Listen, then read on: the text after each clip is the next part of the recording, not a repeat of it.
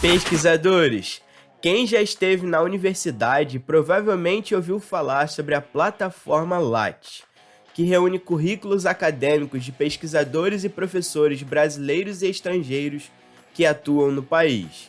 Mas vocês já se perguntaram por que ela recebeu esse nome? Então, foi em homenagem ao cientista curitibano César Mansueto Júlio Lattes. No segundo episódio da série Nossos Cientistas, vamos conhecer um pouco sobre a história desse grande cientista brasileiro. Roda a vinheta.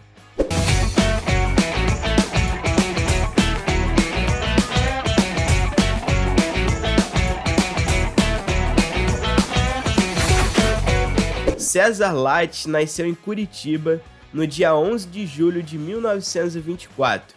Graduou-se em Física e Matemática na Universidade de São Paulo, na USP.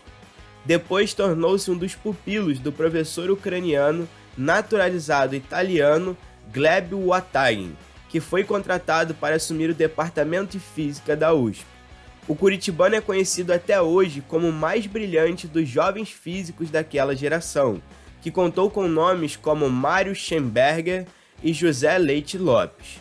Sua maior façanha foi a descoberta de uma das subpartículas responsáveis pela coesão do núcleo do átomo, o que inaugurou um novo campo de estudos da física. Na época, uma das principais questões da física atômica era saber como os prótons mantinham-se unidos no núcleo dos átomos. Intrigado com a questão, Lattes, acompanhado do professor Giuseppe Occhialini, foi para a Universidade de Bristol, na Inglaterra, em 1946, onde integrou a equipe do H.H. Wells Laboratory, chefiado por Cecil Frank Powell. Lattes acreditava que a melhor maneira de se chegar a uma resposta para a questão subatômica era estudando os raios cósmicos em vez dos aceleradores de partículas.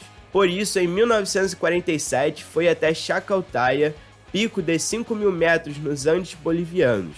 A ideia era fotografar a trajetória das partículas oriundas dos raios cósmicos por meio de chapas fotográficas de emulsão nuclear, método criado por Cecil Frank Powell. Antes da viagem, Lattes pediu a Kodak que acrescentasse mais boro à composição das placas de emulsão nuclear. Graças a isso, a revelação das chapas fotográficas mostrou que seria identificado como uma nova partícula atômica, o meson Pi, ou pion. A descoberta foi descrita por Lattes no artigo Process Involving Charred Mesons, publicado pela revista Nature em 1947. O texto foi elaborado em colaboração com os colegas de laboratório Powell, Occhialini e Hugh Milred. A façanha marcou o início de um novo campo de estudos, a física das partículas. Incrível, não acham?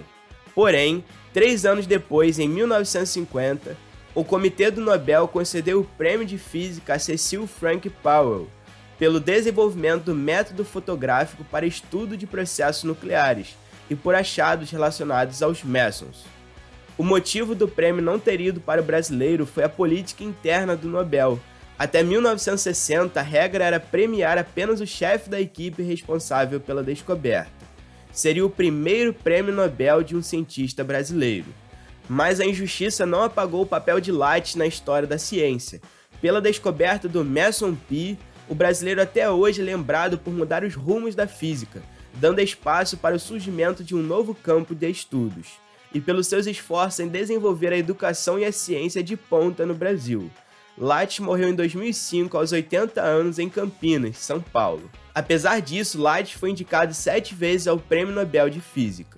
Em 1948, Lattes encerrou sua temporada em Bristol e foi para a Universidade da Califórnia em Berkeley, nos Estados Unidos, trabalhar com Gardner em um acelerador de partículas. Eugene Gardner era um veterano de pesquisas em energia nuclear. Teve até uma breve passagem pelo projeto Manhattan. A engenhoca milionária estava em operação havia mais de um ano, mas em 10 dias, Lattes usou sua experiência prévia com as placas fotográficas para registrar pions. Foram os primeiros gerados em laboratório, sem o auxílio dos raios cósmicos. O talento do rapaz latino-americano gerou um fuzue. Uma placa exposta por 30 segundos registrou 100 vezes mais mesons Pi do que nós obtivemos na Bolívia em 45 dias de exposição. explicou Lattes na coletiva de imprensa. Ele apareceu na Life, no Times e foi capa da Science News. O Itamaraty mandou o vice-cônsul em Los Angeles entrevistar Lattes. A notícia saiu em março de 1948. Pouco depois, em 1951, Gardner morreria, aos 37 anos, vítima de efeitos colaterais da intoxicação por berílio, um elemento químico usado em suas pesquisas. A dupla era candidata forte ao Nobel, mas Lattes sozinho não, e não existe Nobel póstumo.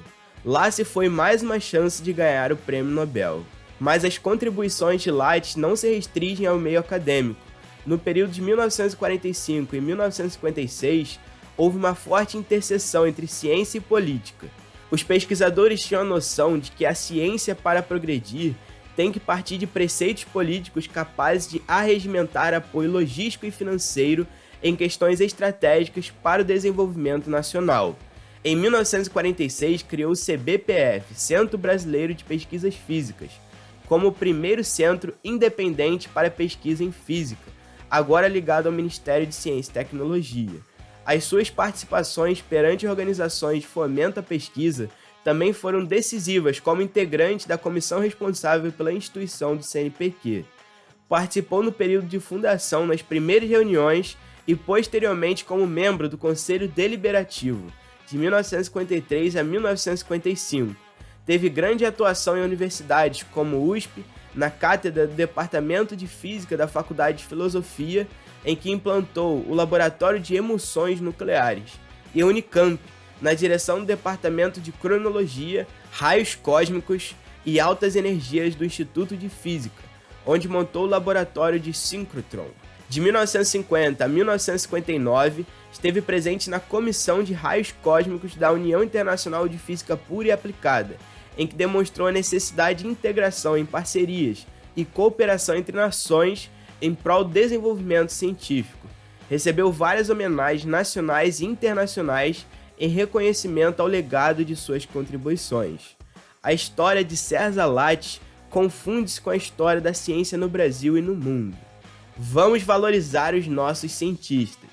Pesquisadores, deixem nos comentários sobre qual cientista podemos falar no terceiro episódio. Vem expandir a mente com a gente!